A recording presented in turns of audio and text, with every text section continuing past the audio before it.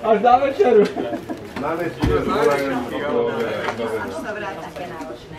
No vlastne tá druhá etapa bude zase nočná. Nie.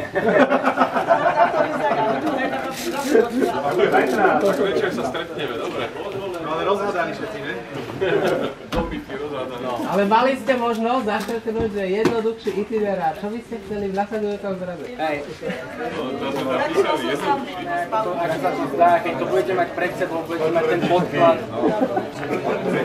Budem robiť ja, tak No, dobre, ešte. Je to každý rozhodnutie, tak to sa bude podobať. Môžem ešte.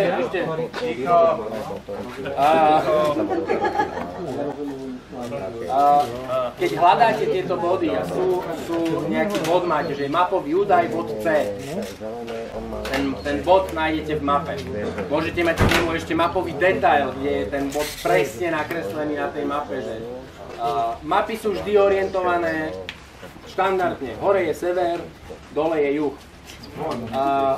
Šipky, ktoré sú na nejakom bode, šipky vám prikazujú, ako máte k danému bodu prísť, alebo od neho odchádzať. Zajačov, myslím, že má veľa ľudí asi.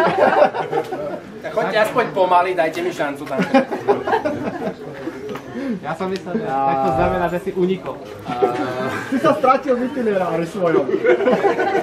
Nie, fakt vám odporúčam, akože aspoň minimálne, keď nepôjdete úplne podľa toho itinerára, choďte aspoň podľa tých bodov, ktoré máte v tom itinerári. Povedie vás to cestičkami, sú tam pekné kopce, vyvrie vám to, brzdy vám zhoria, vynikajúce. Máme tyč na táhle. ale samozrejme snažil si sa. No.